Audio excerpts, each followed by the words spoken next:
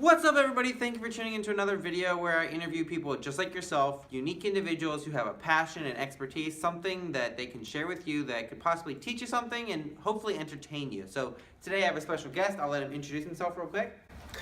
Hi, good afternoon. My name is Peter France. I am a sophomore and a business management and leadership studies minor student at the Robert H. Smith School of Business here at University of Maryland. Awesome. So what are you most excited about in life right now? I'm excited about a lot of stuff. Well, summer coming up soon, getting out of here. And I started this club called FPLA on campus. Okay. So I'm really excited about that because this was our first year. We had 75 people sign up and be active members of the club and like pay their dues and whatever.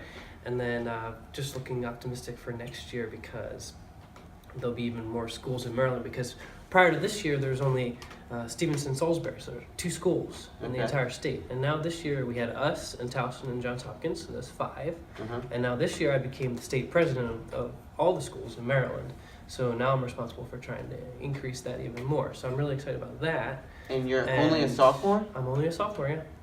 Kudos to you. Started it last year as a freshman, but actually, whoa. Yeah. So yeah, it doesn't matter your age. You can start anything you want, kind of. Yeah, that's pretty cool. It was a long time coming, but we did it and we were successful, and I don't know, it's just been a really fun year. That's awesome. So, what would you consider yourself an expert in? Well, a lot of things. Like I play tennis and golf. I'm really good at those 2 things. I play the piano. I'm a very good piano player. And also when I visit a city, it doesn't matter if I've been there before or it's a new one, I'm always really good at getting around and, not looking like a tourist. Yeah, which one excites you the most? Probably the getting around a city kind of thing, because a lot of people are like, that's not something that's really cool or exciting. But then when we actually get somewhere and I say, hey, let's go to this place, to get there, and they're like, no, I don't. You want to help me out a little bit? So that's something that I can say excites me when I get to be like, all right, I can take the lead on this. Yeah, so you're like an expert navigator. You can really get around, know yourself, no matter whether it's something new or something you've been to before. What's one thing that like somebody who wants to become a better navigator, who wants to maybe develop these sort of skills, what's the one thing that they should know or that they should do? They should know that they don't know everything. Nobody knows everything. I don't know everything. It's sometimes the new things, that you have to get used to. Like, I usually some people like the element of surprise, going in somewhere and just not knowing what they want to do, not planning their time or anything. I like to just be like, hey, we're going to go here, kind of like an itinerary kind of thing. Yeah. But still stay a little flexible, but not make it look like I don't know what I'm doing when I'm somewhere, because people can take advantage of you when you're in a new city and they think you, especially if you're going abroad, like in a new country, like I went to London, and if people thought that I didn't know what I was doing, they could have taken advantage of me. Like, I'll give you an example. So on the underground, when you're buying a ticket, some people will be like, hey, I'll give you this ticket for this much. You don't have to use the machine. And you have to look at that as a scam, because they would actually give you something that doesn't have any money on it at all, but to make it look like it had something. So it's definitely smart. You just got to be, smart up here, but also just not be arrogant, thinking that you know everything. Because I don't know everything, and everybody else doesn't either. So that's like my big thing. I'm really glad you brought up the fact that you don't know everything, and it's kind of funny because, a lot of guests will talk about the fact that something to remember is that be humble, you don't know everything, that kind of thing, and it's kind of funny how it transcends through all different parts of life.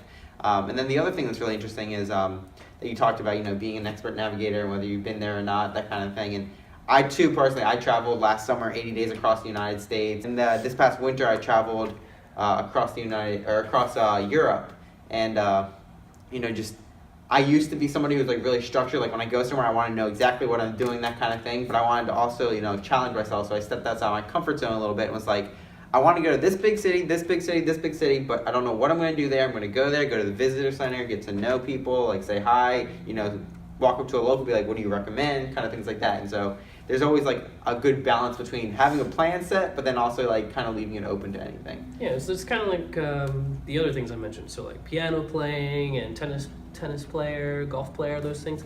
So I am not a pro in any of those things. And even the pros, they're always learning something new. They're not always at their peak. They don't want to be at their peak. They always want to be getting better at whatever they're doing. So it's always just, working on those talents to try to make yourself even better, because you know you're gonna change and you just have to embrace it. Yeah, if you're not continually learning and challenging yourself, you're actually falling behind. If you're just stagnant, you're falling behind. So, Right. Yes. for sure. Now, what is something that you're really passionate about? I am really passionate about trains. Okay. So some people might just say that I'm like, you know, a train buff. I like to watch trains go by or whatever. But I actually, you know, have dabbled a little bit in some activism, trying to get the U.S. better in like the high-speed rail kind of thing. Mhm. You know, instead of embracing the highways and stuff. Because if you look at like the East Coast, we're like getting so big. Mhm. And we have this great resource, this line that goes from DC to New York, and if we just fix it a little bit, you know, here and there, it would be so much smoother and better, and it would be really efficient. And it's just something that I've actually gone down to DC with some friends to talk to some congressmen about getting funding for it, and like in this administration, they've actually tunneled back the funding for it, but Yeah. unfortunately, but eventually we're gonna hope that they see how good this can be, because you go other countries like Yeah. developed nations, even some undeveloped ones, like I think India has an even better high-speed rail network than we do, because we only have the one. They have like multiple. But like if you just travel in Europe, you can get that Euro pass and you can go from country to country real easy. Yeah. Here you pretty much need a car if you want to do anything. Like some places in Europe you don't even see cars as much, or you know, Yeah. they bike to the train station, go to work, come back, and they bike back. But here, you know, that car is just something that's built into our lives, and I feel like people are resistant to change. Again, you know, they feel like they've been doing something a certain way for a very long time, and it takes a long time for that notion in their head to change and be like, this is really efficient. If we had a big network of trains and buses and public transit just in general in the U.S., then that would be even more helpful. Yeah, when you brought up the Eurail pass, that's actually what I used when I was in Europe doing my European trip, and I actually made a couple videos, which I'll put links up above, but they kind of like went through like how to choose the best pass and stuff like that, which was really kind of cool. Now, the other thing that I thought was interesting is, yeah, like you said, I mean, if you go to almost any other country, like there's a lot more rail infrastructure than there is like in the United States, and that's how they usually get around. That's like how they depend. That's what they depend on for a daily like transportation. And it's kind of funny how like we're so steadfast to like changing our ways when clearly it's working for a lot of other people, and it would really help, you know, not even just with like actually getting around and like mobility, but with like energy efficiency and like also like pollution and that kind of thing, which is just even more benefit for it. Oh, yeah. Yeah, definitely. Now, I want to end with a couple fun questions. So when I say successful, who or what comes to mind?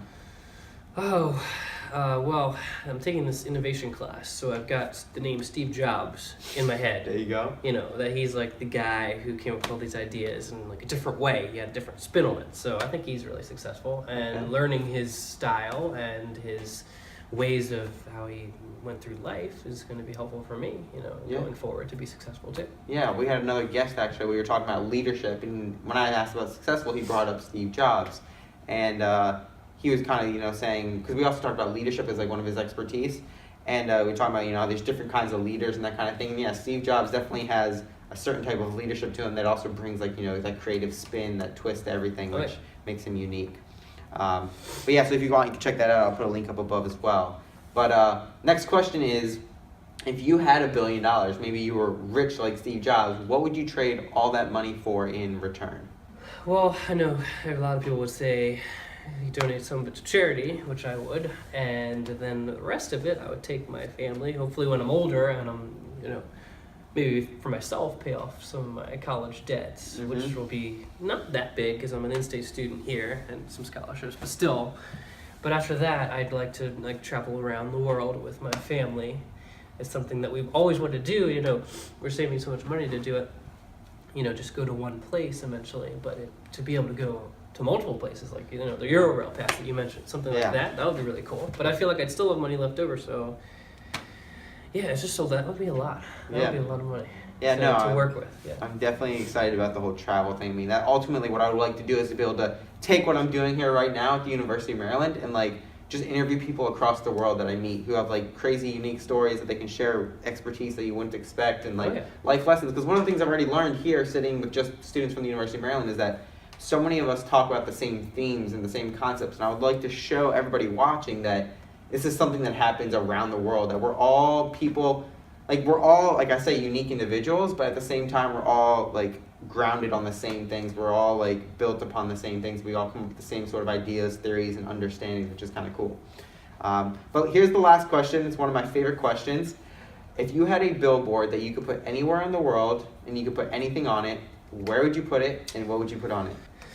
I would probably take part of that idea of putting it in New York City, but then take some of that, like, you know, make a beautiful piece of artwork, maybe showing some nature to kind of, I feel like when I'm in a big city, you know, there's so much happening around me, and that I feel like sometimes you just need to look up and remember that you're still seeing the same sky as if you were in like a big forest somewhere, or like in nature or something like that. Mm-hmm. So I feel like, especially for some, you know, people in New York who don't have the resources to get out of the city and really explore the world too, that they can find that there is actual jungles out there, not just like, you know, Mm-hmm. skyscrapers around you and Yeah. all these people, but like actually don't forget that there's still nature, and we should really embrace, you know, all of us and then all of what's surrounding us in the natural world, something like that. Yeah, try to bring the nature a little bit into the city. Yeah, With kind of that, ironic little thing. yeah. Because you mean you're in the jungle in New York City, but That's true.